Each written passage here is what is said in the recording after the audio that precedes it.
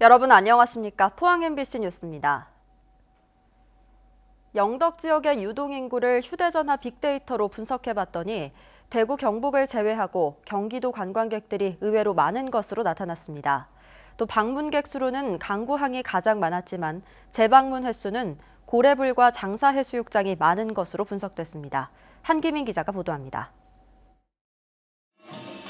지난해 1월부터 10월까지 영덕을 한 번 이상 찾은 관광객은 237만 명. 이들의 평균 재방문 횟수는 3.4회로 10월까지 누적 관광객은 807만 명으로 집계됐습니다. 관광객을 거주지별로 보면 가까운 대구 경북이 58%로 가장 많은 건 당연해 보이지만 이어서 경기도가 3년째 7%대로 부산이나 경남보다 더 많았습니다. 먼 거리에도 불구하고 시간과 비용을 기꺼이 부담하는 잠재적 관광 수요가 의외로 많다는 점을 시사합니다. 더 가까운 지역에서만 집중적으로 홍보한다는 것보다는 경기도도 중요한 관광 홍보로서 적극적인 노력을 한다면 영덕의 관광객은 더 많이 증가할 수 있을 것이라고. 관광지별로는 방문객 수만 보면 강구항이 155만 명으로 가장 많았고 이어서 고래불과 장사해수욕장 순이었지만 재방문 횟수에서는 장사와 고래불 해수욕장이 강구항보다 오히려 많은 것으로 나타났습니다. 다시 찾고 싶은 매력이 큰 곳이라는 얘기입니다. 축제 방문객은 3월 대게축제가 하루 평균 2만 명인 반면 8월 황금은어 축제는 피서철에도 불구하고 2천 명에도 못 미친 것으로 집계됐습니다.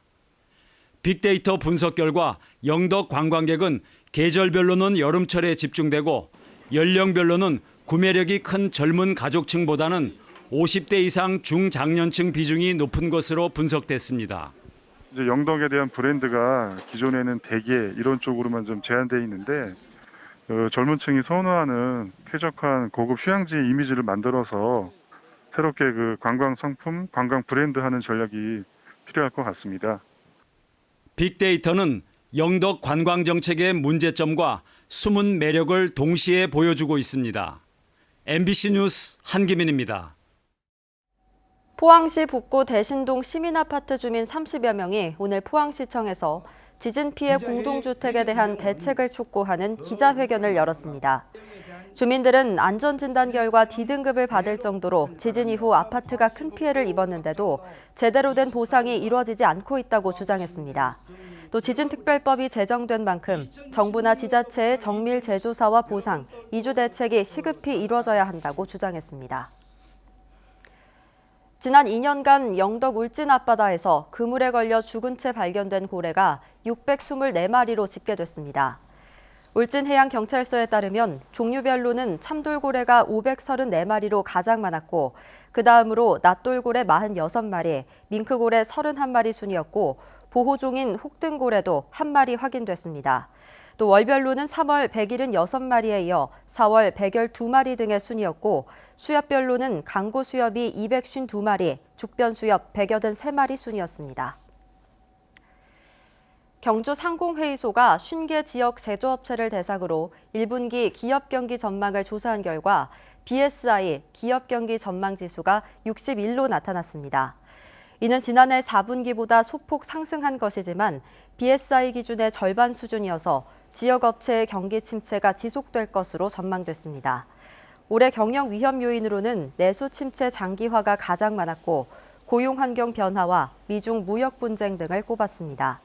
지역 기업의 신규 채용에 대해서는 지난해와 비슷하다는 응답이 68%, 늘린다는 응답은 4%에 그쳤습니다. 울릉군이 농림축산식품부가 공모한 올해 도시민 농촌유치 지원 사업에 선정돼 3년간 6억 원의 사업비를 지원받게 됐습니다.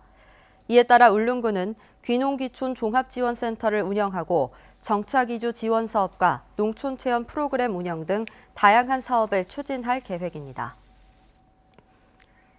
경북의 자영업자 비중이 전국 평균에 비해 6.6%포인트나 높은 것으로 나타났습니다.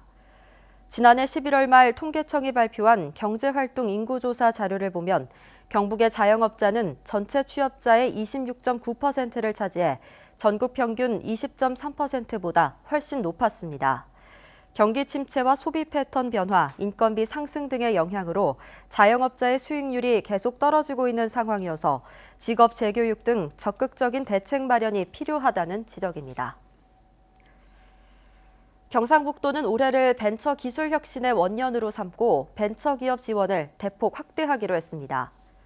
벤처기업 육성자금 100억 원을 확보해 지원하는 한편 운전자금 지원 한도를 1억 원에서 2억 원으로 늘려 벤처기업 운영에 숨통을 틔워주기로 했습니다.